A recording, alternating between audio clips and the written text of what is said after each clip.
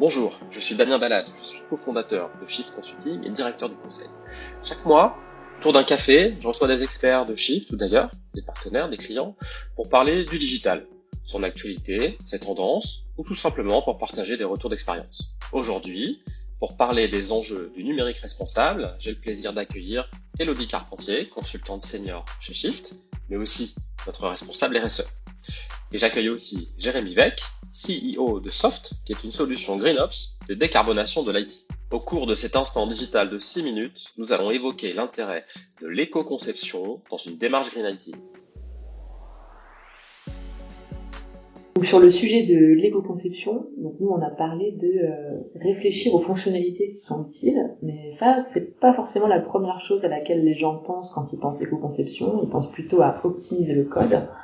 Et pour te donner un peu de contexte, on est animateur avec Damien de la fresque du numérique. Et dans la fresque du numérique, il y a une partie action, où on réfléchit aux différentes actions qui peuvent être entreprises par les utilisateurs, les sociétés, le collectif pour diminuer l'impact environnemental du numérique. Et on a plein d'actions qu'on demande aux participants de placer sur une matrice impact versus difficulté.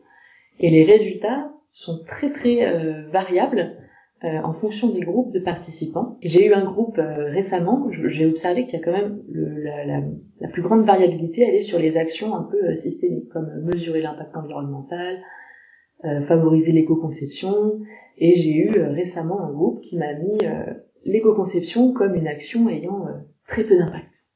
Moi je suis pas du tout d'accord, mais je les ai laissés faire, mais j'ai l'impression qu'il y a quand même un manque de sensibilisation sur ce que l'éco-conception veut dire, comment on peut la mettre en place. Ouais, alors je peux comprendre moi la réaction ou cette appréciation du sujet éco-conception, parce que si tu réfléchis à une chaîne de valeur IT, l'éco-conception elle est très en amont, d'accord, et très souvent lorsqu'on parle de Green IT ou d'impact de l'IT, on va avoir tendance à se focaliser sur ce qui est en run, ce qui tourne aujourd'hui chez nos clients, et donc ce qui est présent, les applications qui sont déjà là.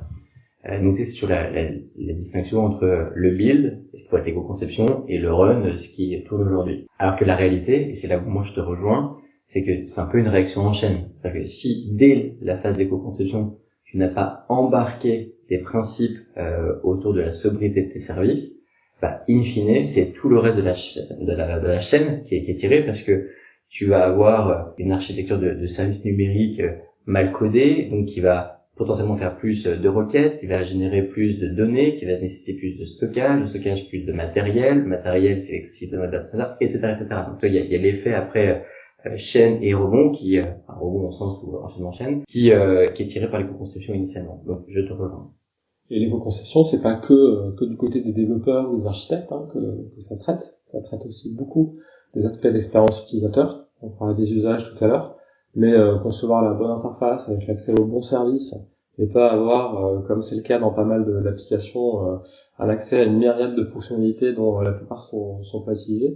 Ça fait aussi partie de l'éco-conception, non? Vous pensez pas? Je pense, moi, à titre personnel, que ça en fait partie, et pourtant, en tant que personne qui travaille dans l'IT, autant questionner des nouvelles fonctionnalités, ça j'en ai déjà entendu parler plusieurs fois, autant par exemple retirer ou décommissionner des fonctionnalités qui sont existantes mais qu'on n'utilise pas, ça j'ai peut-être pas été dans les bons environnements, mais je n'en ai jamais entendu parler, et pourtant ça me paraît être le plus impactant. Ah oui, mais je te rejoins, et d'ailleurs c'est ce qu'on fait avec deux de nos clients.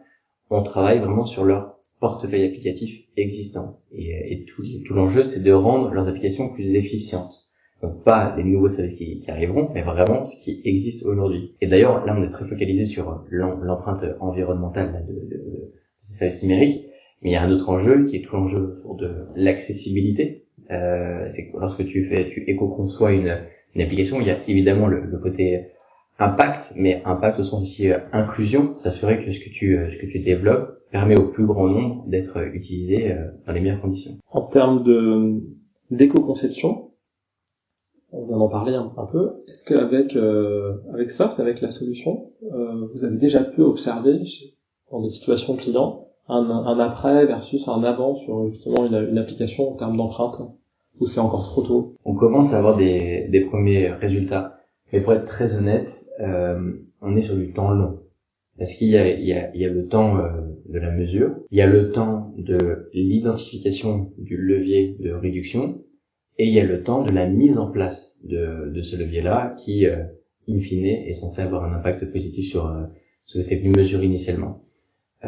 Donc on commence à avoir des premiers résultats parce que des clients en sont déjà à la mise en place de certains leviers. Pour donner un exemple, dans une banque, on est venu mesurer qu'à ISO périmètre, donc à ISO service rendu, on était en capacité de réduire de 30% le nombre de ressources matérielles et énergétiques nécessaires pour les faire tourner. Alors ça déclenche quel type de réaction là chez tes interlocuteurs?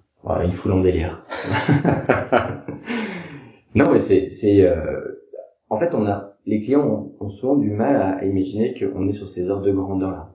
Mais la réalité, c'est celle qu'on évoquait il y a quelques minutes, c'est que en fait, on surconsomme de l'IT, on surconsomme des ressources, mais on n'en a aucune idée.